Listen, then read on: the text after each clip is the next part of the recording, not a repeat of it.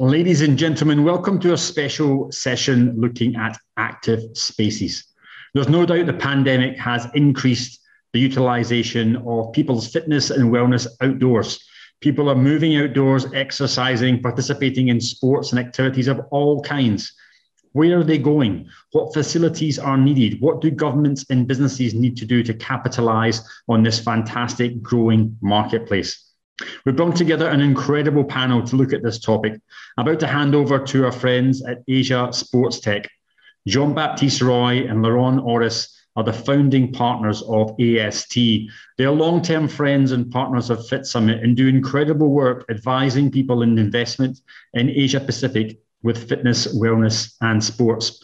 They're joined by Javier González, a partner at 100 Architects, and also Peter Just, founder of Hubbster, two incredible companies working directly with governments and other companies to utilize the use of now active spaces. A great panel, and now over to you, JB and Loron. Hi, Ross. Thanks for that, and thanks for inviting us today, and glad we are all here today for this exciting panel. Ross briefly introduced the different speakers, but I'll let everyone introduce itself in more detail today. Exciting panel on active spaces, creating and developing new multi-purpose outdoor facilities for all demographics. I think this topic that excites everyone today at the Fit Summit. We have seen the evolution of change of practices, and we know that COVID has impacted even more changes. So here we'll bring several experts in the space. Briefly myself, Jean-Baptiste Roy, co-founder of Asia Sports Tech, I'll be your moderator today. Javier González, partner at 100 Architects, live from Shanghai, will give us more detail very shortly. Peter Just, founder of Hubbster, live from Copenhagen with us today. So thank you guys for being there. And Loron Orris, co-founder of Asia Sports Tech. So without further ado, so Javier, give us a bit more introduction, please, about yourself and about 100 Architects. So 100 Architects is a small architecture studio based in Shanghai, and it was born with the mission of improving our cities and the experience of citizens in the public realm. By providing high-quality, innovative, and hyper-stimulating public spaces intended to be inclusive and accessible to everyone. So we really believe we're a company who believe that working in the public realm is really a privilege, because this is actually where our design has the biggest impact on the largest quantity of people. We like to say that we're architects who don't do buildings, or at least not in the conventional way that we understand buildings. This is what you see on the screen, our kind of buildings. We, through our design approach, our work aims to transform the cityscape that we know today into the hyper-stimulating one that we envision for tomorrow. We consider 100 Architects as an experimental lab for creative urban solutions that are driven by this passion of shaping the cities of tomorrow. So that's a little bit of about 100 Architects. Thanks a lot, Javier, for that very visual introduction. Put us right into the topics of active design and active spaces. So your turn, Peter. Would you give us an introduction about yourself and about Hubbster, please? Would be fantastic. Yeah, thank you very much for inviting me, and hello from Copenhagen. I'll just share some slides with you. So Hubbster is, I'm the founder of Hubbster. We are a New York-based company, but due to COVID-19, we are kind of like stuck in Copenhagen. It's not the worst place to be though, but we are a social sports club in a box, as we call it. And our starting point, we are a tech startup, and we are backed by American investors. So our starting point was this, that we are more connected than ever, but at the same time also highly disconnected socially. And the thing is, when smartphones arrived and social media, we kind of like got more and more socially disconnected. And that's actually what we would like to change. So when we look at public space, we see a lot of great intentions, a lot of great possible opportunities. But if you don't have the gear to use a certain amenity, then it's completely useless. Then it's actually a wrong decision and it's waste of space. So our solution is actually in three parts. We're bringing the second half to create like a full active space of opportunity. And it's physical boxes we place right next to the empty ping pong table or right next to the basketball court with basketballs. 31 different games, and you can access them with an app and get a full overview of what the opportunities is right where you are. And you can filter if your favorite is basketball, then you only see basketballs. And the cool thing is that we use technology to connect each other physically. So if your two friends would like to challenge two people in the same space, then you can actually use the system to connect people. So that's I'll just stop here. That's Hubbster. Shortly, we are in Paris and Copenhagen. And next year, we are expanding to several places around the world. Thanks a lot for that. Now I'll let Loron Orris, co-founder of Asia Sports Tech, to do a brief intro about Asia Sports Tech. Thanks very much, JB. And I'm going to share some slides as well. But before I start, I want to say it's great to be here with Javier and Peter.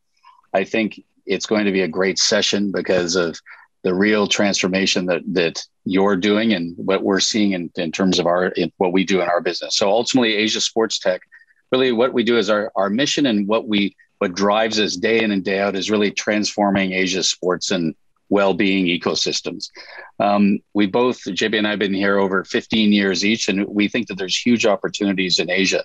We work in four key areas: sports, esports, sports and health tech, and fitness and well-being. And ultimately, what's been so interesting is with the company that we founded over 4 years ago is really how all of these intersect. And then what we do is we work with clients and we provide market entry and growth strategies coming into Asia and as well going out of Asia. As well, we've got innovation and transformation strategies, and often many of those have been digital. And then ultimately, we provide financial advisory services to companies, and that could be across all four of those key pillars as well. And then if you look at the type of clients we have, so we've got sports and esports clients, and it's everything from early esports clubs to very large football clubs, as you can see here, some of the most famous, and clubs both in Asia and around the world.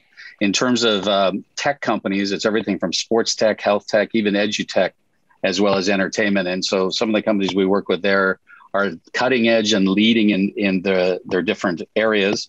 And it's everything from athlete management systems all the way to famous ones like Whoop, as you know, that we work with, and as well highly interactive digital solutions. But it's quite a broad range. And then under work in real estate and tourism, and that's with developers as well as large entities that have lots of property that are looking to redevelop those properties and looking for really what's the city of tomorrow look like. And then ultimately we work with a variety of key investors that are looking to look for the next key developments and the next ways to help propel and grow these different sports ecosystems. And then ultimately, really our competitive edge is we've got an extensive global network. This is from our advisor network and ourselves with over 100 years of experience. We've got knowledge across a variety of key verticals. And what we do is we often will provide very unique solutions to our clients that they may not have seen. And that's helped us as we grow. And then, of course, just the way that we combine it. And really, ultimately, what we want to do is for all of our companies is how do we create sustainable competitive advantage for them by both seeing what are the new trends and ultimately anticipating those trends and being able to create excellent opportunities for their companies and their customers. Thanks, Loron, for this brief introduction. So now took a bit of, a time for all the audience to understand better who are the panelists and where the direction we're going to bring on, because we believe this is a very, very important topic for forward-looking and thought leadership topic for the coming decade of how the city of tomorrow will look like and how the city of tomorrow in Asia will look like. And as we're all living there and are here to make those city and the citizens healthier and more active, we all need to work together. So let me start as a first question. Maybe I'll ask you, Loron, first. So why are nowadays, most active and recreational spaces, current one, failing to attract community-wide engagement? What are the data are telling us, and what also, how COVID impacted the role of those facilities? Mm-hmm. Thanks, JB. Well, I think one of the biggest challenges that has taken place, and it's taken place both in the past and that is transforming in Asia, is if you think about the Asian environment, it was very much built quickly. There's limited spaces. People are just looking for, it's maximizing profit opportunities in terms of the space itself. There hasn't been necessarily as much creativity around the spaces. Even if you think about some of the major cities, most of them were not leveraging their waterfronts as much as they could, as an example. In other cases, you're seeing different parts of the cities really reinvent themselves and transform. So probably some of the last thoughts were, what do we put into a playground? And all you need to do is to go around a number of the cities to really recognize that a lot of them look fairly similar. As an example, I was just out seeing a playground that was recently put in, and there was some giant concrete 4 to 6 foot concrete pipes that are things that I used to play on back in the 70s. And so the fact that those are still being brought out shows how much opportunity is and how much there can be to grow. Where we do see interesting developments are where there are new developments going in. So there's a lot happening in China. And what we're seeing is developers are recognizing that they need to do more, both to attract customers and really attract audiences to their developments, both as well from a residential and commercial side. But I think probably the most telling stat of all, and I think the viewers today will find important, but as well telling, is that a January 2021 study with McKinsey said, what is going to change in your physical participation now? In post-COVID that from before. So in other words, what were you doing before? What are you going to do more of now after as COVID ends? And 84% of those people said individual outdoor activity. So think of that number, 84% individual outdoor activity. And frankly, we've seen this during the past year. So since that study's been done, we've seen that in Hong Kong. You probably have 3 to 4 times the amount of people outdoors, out on trails. It's all doing outdoor activities, working out outdoors, all those things. And really, probably the most transformational point is that it's almost like they've rediscovered the outdoors and they want to spend more time out there. So think of how that's going to impact governments and their planning, cities and their planning, developers and what they're doing. And that's why I'm very happy we've got our 2 guests on today, because they're providing solutions in this space. Thanks, Loron. So, Peter, do you want to take that on, give a few words on that? And then Javier, as we're so glad that both of you have been working on this to try to help all of us for a long time. And this is your mission. So the combination of all of us can make it happen. Yeah, sure. If I can start. For us, active spaces is actually about people. It's really about people. So the hierarchy is people and then spaces. So our starting point is when we look at people, what is the most important thing in life? And for most people, I guess when you are reaching your fall, then it is if you have like a happy life. So what constitutes a happy life? So Harvard University spent nearly 80 years following around 800 persons to figure out what is the most important thing in life to end up having a happy life and fulfilled life. And number one on the list is what they call social integration. So it's really about these everyday conversations with local peers. So for us, an active space is really a space where we can kind of like bring in reasons to interact, reasons to have conversations, more conversations like these everyday conversations. And for us, the perfect social enabler as part of this active space is actually play and sports. We call it social sports because it's really about social interaction more than competing. I guess most people are competing anyways, but so that's for us. That's the most important thing to create an active, vibrant space. That is to center around people and look at who is using that specific space. And that can be kids, but it can also be retired people, or it can be sports addicts or students and local employees. So really figure out what would be the perfect object to bring into a certain space to actually activate it. Thanks, Peter. Javier? In a way, nowadays we see public spaces or sport facilities that are either for some social groups, but are not encouraging some other social groups. At the same time, they're not so specific, because if they would be very, very specific to, I don't know, skateboarders, for example, or then you would see a population of skateboarders proliferating in that area, for instance, no? Mm-hmm. Yeah, thanks a lot, Javier, for that very interesting, different point of view, very interesting. So maybe to step back a little bit for our audience, I'd love to hear, from you, Javier, and then you, Peter, of what is for you an active space? Because different experiences, you work in China for a decade, and then you see things evolving. And of course, you work across the globe now more and more nowadays too. But I'd love to hear, what is your definition? And then Peter, you could tell us yours. Yeah, well, I was just talking about, like, for us, an active space are those spaces that have the power to call the attention of people, to gather them, to actually encourage them to leave their homes, gather in a physical space rather than in a digital space. Nowadays, in this world that we're living, where digital and technology progress is progressing in such a speed, as Peter was mentioning before as well, we are losing a little bit of this real physical social interaction. So for us, an active space would be that space or platform in which real social interactions take place. Where people can actually meet, gather, undertake physical activities, but not necessarily high-performance sports. It can be related to meeting, to leisure, to having fun, to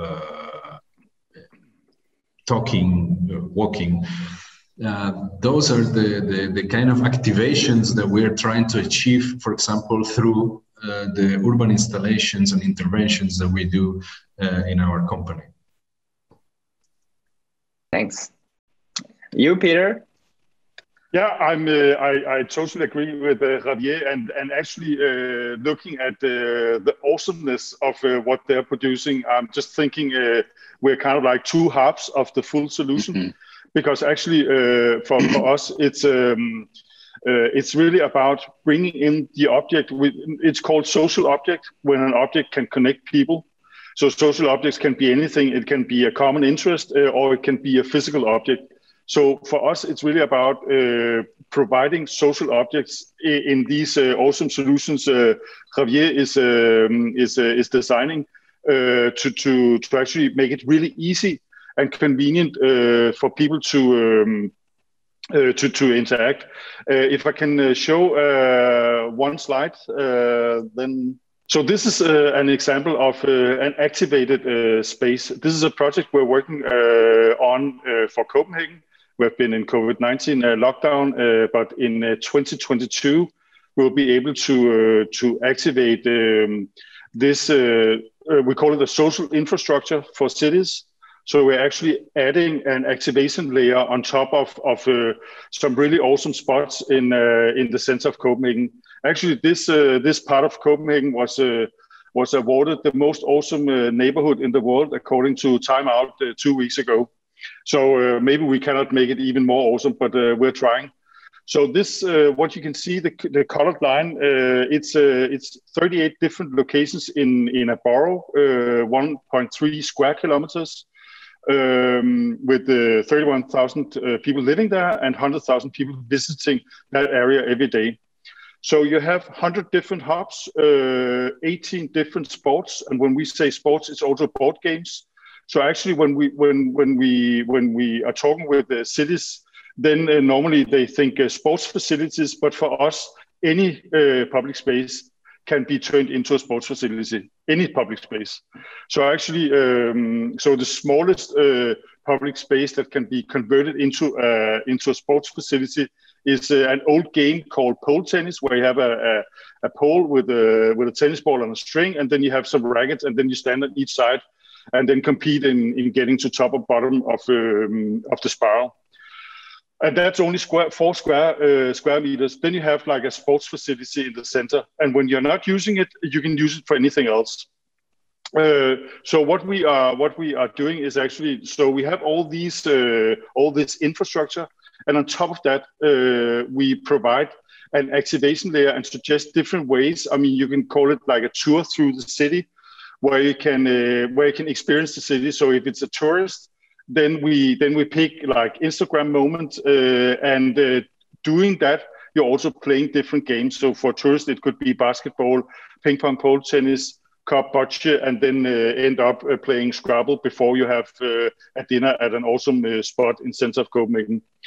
So that's what we are trying to accomplish. That's kind of like putting a layer on top of awesome public space to activate it. Very interesting, Peter, and thanks for sharing a different definition of what active space means, and to our audience, for them to open everyone's mind about what the city of Tours gonna look like. So as a third question, I'd like to ask you, Javier, as a expert architect and at the core of reactivating our public space.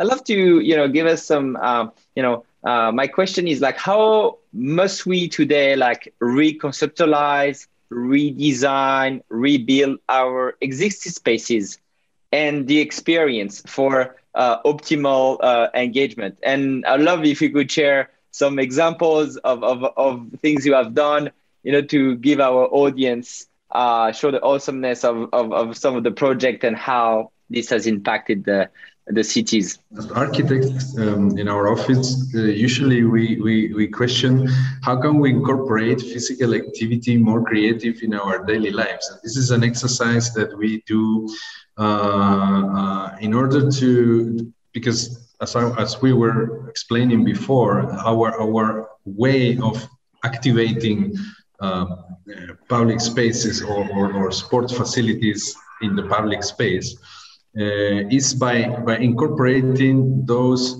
daily doses of physical activity that can be undertaken easily without the need of going to a high performance sport facility, and for all ages. And most importantly would be like, how can we do that in a very fun and stimulating way, breaking through those spatial norms of the typical sports facilities. As you can see in the screen, those are some examples of projects that we have done in China and abroad, in which we try to activate those spaces through the introduction of the spaces that are multifunctional to be able to undertake physical activity, but at the same time, you have the opportunity to gather and meet with your friends and so on. at the end of the day, we understand, and I think this relates very much to what Peter was mentioning before. We believe that sports and healthy lifestyles shouldn't be necessarily only for high-performance athletes. And I like how Peter speaks about facilitating sports hubs when those hubs include chess or this kind of board games, because those are also activities that can activate the public space, that can keep citizens, tourists, and users in general active mentally, socially, so not necessarily active in a sporty way. Therefore, public sport facilities must be thought and designed as other public spaces within the city, and eventually that barrier, that this or that boundary between what is a sport facility and what is a public space is going to be blurred in the future. We will see how people is going to start working out in parks. So those new urban spaces that we are envisioning should be welcoming and accessible to a wider spectrum of ages and fitness levels, promoting not only traditional ways of exercising, but also embracing these new forms of physical activity that can refer to playing, can refer to socializing, and so on. We believe that improving quality and equipment of urban public spaces is a key role nowadays to promote citizens to undertake those physical activities. We have also realized that physically active citizens are increasing in those urban spaces where these new forms of physical activities are actually detaching from typical high-performance sports. So we have seen how many women, for example, feel discouraged to go to a high-performance sports because there's going to be a lot of people in a very, very good shape, working out hard, or very skilled athletes, and they're discouraged to join. But in those urban spaces where these physical activities are more informal and relaxed, then the people with different fitness levels are more encouraged to join and undertake those activities as well. So exactly this is what I mentioned in this slide. These non-competitive informal facilities can encourage a wider range of citizens of all ages and fitness levels to undertake different physical activities in a fun way without that pressure or stress of competition, right? So any physical recreation, any form of physical activity that is undertaken in leisure time for pleasure entertainment is the kind of activation that we are after, that we are looking forward to provide to cities. No, thanks a lot, Javier, for sharing that, and also what the two, you two are also proposing is also a very, 24/7 healthy lifestyle solution that, of course, completes with our indoor gym, our fitness classes, our time in the box, etc. Which is, and also what we believe. I believe that you're also bringing into a city is you are putting health as a priority and in everyone's routine from an earlier age. So what the more difficulty is, as I say, is bringing people from 0 to 1, to from the couch to moving a little bit.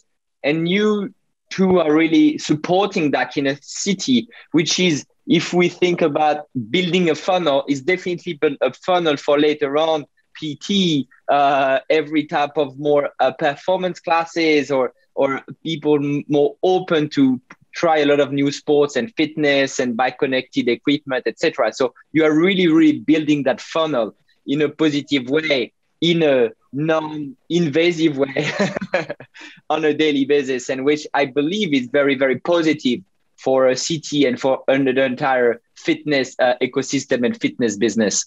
So thanks a lot for sharing those, Javier. So now on to you, Loron. So Loron, I have a question, maybe going back on more innovation and technologies.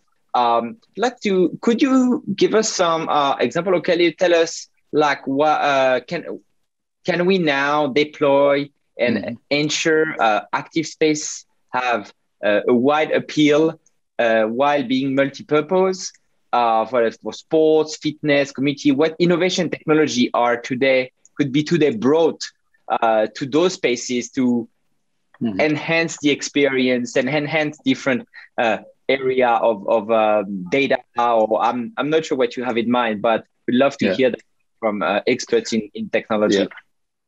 Well, certainly, I think, thank you, JB. I think that what we've just seen and we've had described from Peter and Javier is fascinating. And, whether it's revitalizing older parts of a city, whether it's connecting them together, I think there's great opportunities there to link it. And then as well, if it's building new locations, I mean, look at some of the ones that Javier just showed us. I mean, those are incredible. And you can see the whole range of people that are participating there. So even whether it's actually people who are used to performance, whether it's just games, or whether it's bringing the family together and be active, there's lots and lots of opportunities. And ones that I think, as you mentioned, where people who are operating gyms and different facilities really need to consider what is their outdoorization strategy. How are they going to link with their customers that want to be outside? Because that's clearly what we've seen as the major trend. The technology is going to help bring this together, and a lot of it already exists. Some of it's been mentioned. I think if you look at what could be added to these different locations, what technologies could be added, so you could be talking about everything from NFC or near field communication, where you literally walk into a facility and they recognize, or a location, they recognize you, they know it's you, they let your friends know that you're in that facility. Things of that nature, I think, could be quite large. If you're seeing a lot of the changes in technology around screens and things of that nature, those could add some more technology. So people may not even have to show up with a phone, but it recognizes them from their watch or recognize them from a wearable. So you could literally have ways that the entire city becomes your playground because it's connected through these different technologies. And so those are, that is accelerating. But I think the most important thing is whether it's the technology or not, what it really is what is it delivering? And ultimately, if you think about it, so the new technologies will be able to deliver personalization. So it sees you, it recognizes you. That's pretty important, of course. It can track and monitor you from a performance perspective. So that could be, imagine linking with some of the various wearables and being able to do that. Think about other ways where there's connected equipment. Peter has it, but as well connected equipment that you could bring and tie into the overall ecosystem. But ultimately, what I think is there's really 4 things that it's going to provide. Number 1 is personalization. 2, the ability to track performance and activity. Data would be number 3. And so the ability also for the people who have put these facilities in place to understand what's being done. And is there a need to change a component with that? Is there a need to, in Peter's case, to add a new game? Is it, in the case of Javier, is it an added component that he could put in as a module? All those different things. But ultimately, I think it comes back to what both these gentlemen are providing is community and the ability to connect and grow your own community, but as well being linked in even to the larger community. And for example, what government doesn't want to be seen as what they're providing? What developer or even mall operator, they want to be seen that they're connecting with their community and being able to reach them. And, all of that makes for even more opportunities as we connect this. And so from a technological perspective, a number of those key ones exist, but I think ultimately it's what do they really provide? What are the opportunities that they give you? And really it's those 4, the personalization, performance, data, and community.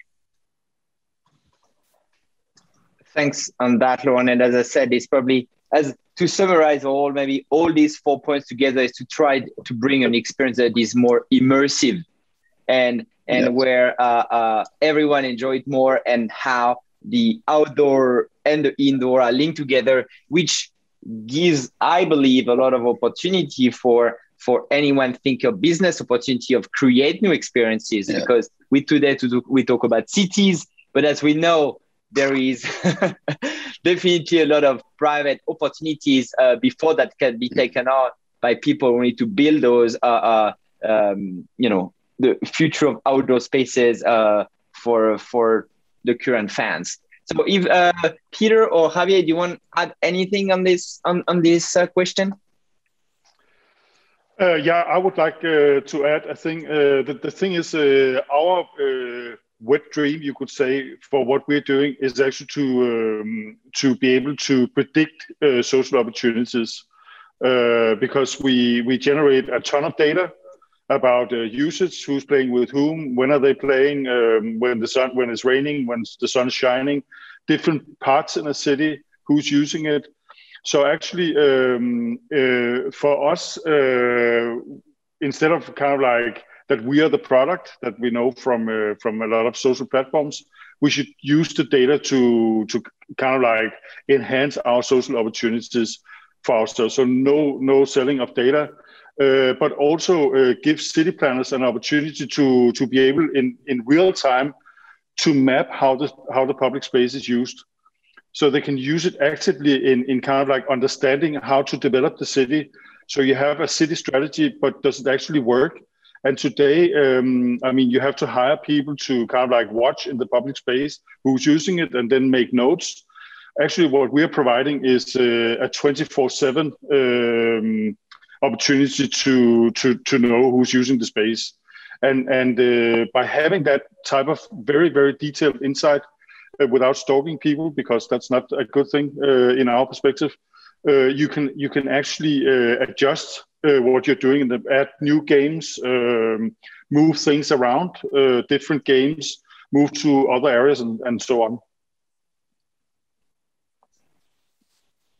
Very, very interesting. Thanks a lot, Peter, for that. And then maybe recommend us where we could be happier instead of staying at home on a couch, where we should go play badminton because the friends that beat us the other week is back at the court. Yeah, exactly. Yeah. It's true. Oh, there is a massive chess tournament happening. There is already 20 people down there at the park, and we need to go down because instead of staying here, why don't you compete with them? No, that's great. So thanks a lot for that. On the new questions, and Loron mentioned that words earlier, and I'd like to come back to it. In terms of what are the trends of what we call the outdoorization of sports. It's a term that I think now more and more people have heard and have actually become more common through COVID. So we have seen it across every sports, every activity, and from running to any other activities. And as all of you here listening on the panel today, I've seen it with the closure of gyms all around the world. People were forced to go to do activities outside.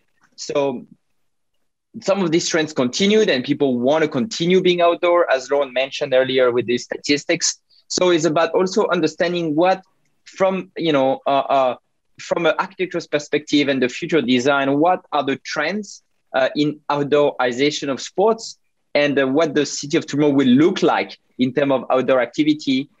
So maybe Javier, you could give us a bit of share some of your knowledge and experience on that. People nowadays has realized what is the value of spending time outdoor.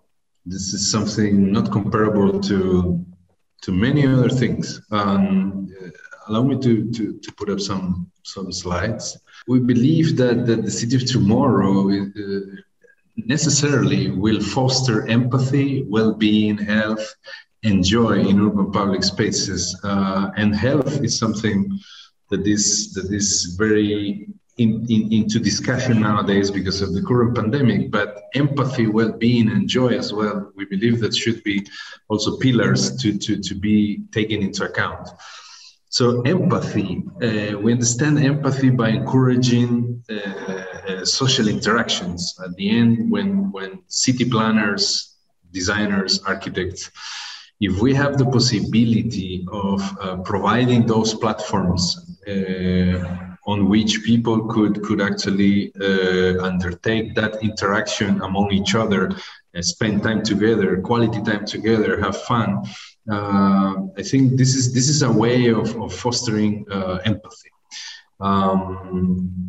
Then well-being is also something that we understand as providing spaces of opportunity for that happiness to occur. No? Public space at the end of the day is the space used by everyone. So by democratizing happiness, I think we're providing well-being. And health by facilitating those multifunctional spaces that we have been talking through or talking about today, no? Those multifunctional spaces that can actually promote physically active lifestyles outdoor. Joy would be providing hyper-stimulating spaces, which is one of our core beliefs. That when we are able to hyper-stimulate citizens or users, moments of joy and nice memories sparkle, and this is something that as a experience on the public space is remarkable. So rather than focusing on high performance sports, I think that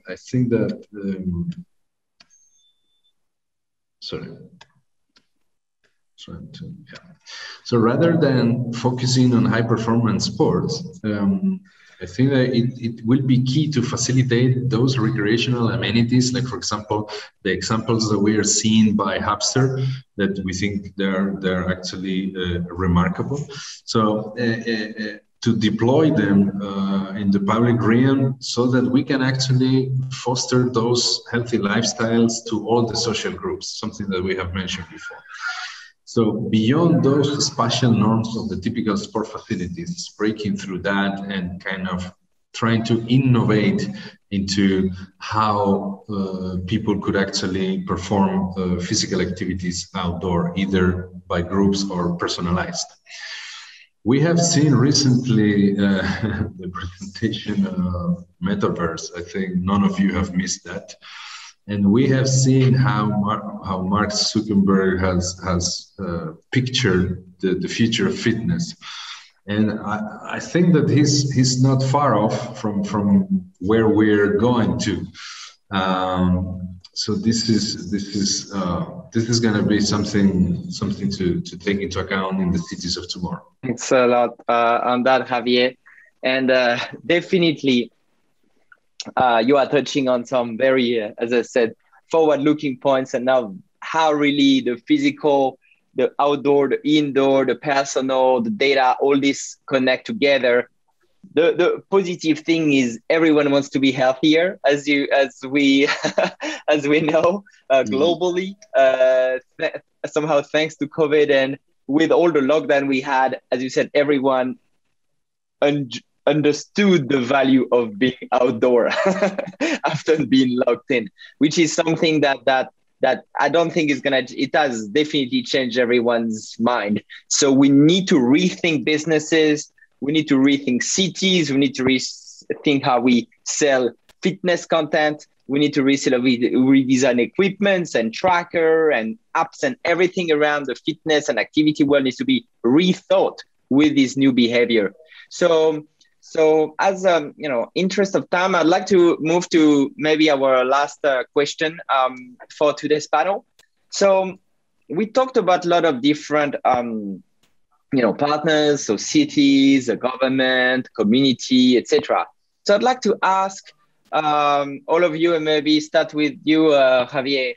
So what kind of partnership and collaboration do you think must be strengthened to ensure a more fit for purpose facilities, design and develop where the public and the city can use, a private operator could use, high performance, kids, elderly, everyone, because in the end, we need to be smart about the usage and the space we have. So what do you think could help and foster the ecosystem and help everyone to get together rather than opposing each other around these topics? All right. Well, I think that first of all, something that we have noticed throughout our practice is that many times we end up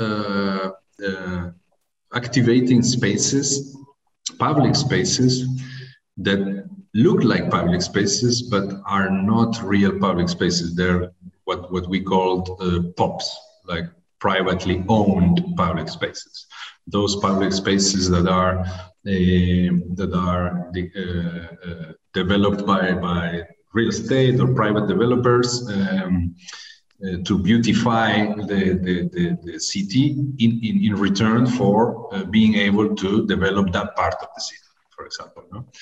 And this is something that I wish we could actually connect a little bit closer with municipalities or government authorities to actually undertake this mission in a more broader and public way. Not necessarily in the privately owned public spaces just because they have the money to be able to afford this beautification and activation of their public spaces, but hopefully we could take it as a part of the development of a city, as a strategy, as a growth strategy for cities and for citizens. No? We have been working, as I said, with many real estate developers. We have been working with some municipalities in a few cities here in China, and also some foundations, like charity foundations that are doing projects, non-profitable projects, for example, for kids and so on. And also we have been working lately with some healthcare facilities like hospitals. In this case, a project that we're developing nowadays in a hospital in Spain in order to renovate like an outdoor terrace and turn it into a playground for kids that are under treatment for cancer. So in that project specifically, we are dealing with the foundation, that is a private foundation trying to help kids with cancer, but at the same time, the municipality of that city and the management of the hospital. So there are many parties involved, and we are seeing how these dynamics are attracting now, for example, suppliers of materials that they would like to donate for the project. So I think that when different parties take place and join together, then many more things and better things can be done. That's at least my experience. Thanks, Javier. Maybe Peter, 1 minute on this, and Loron, one, as we are getting close to the end of our panel. Yeah, sure. Thanks. Well, it's a little the same as Javier is mentioning. For us, it's we're also focusing on POPs, and for a property developer, it makes a lot of sense to kind of like improve the attractiveness of that space they're owning, because for the whole property portfolio, it adds a lot of value. And the same for sports clubs, just to add to the list of what Javier is mentioning. I mean, extending the use of a sports club, so it's not only on Wednesdays from 5 to 7, but you can actually access it 24/7, and even if you're not a member of a sports club.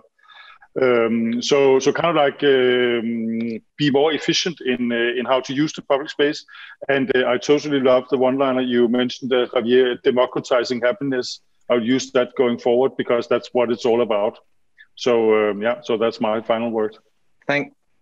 Thanks on that. Loron, want to add 30 seconds to this? Yes, I think the key things are, with all the different stakeholders you mentioned, is really pushing the outdoorization of sports and show them it.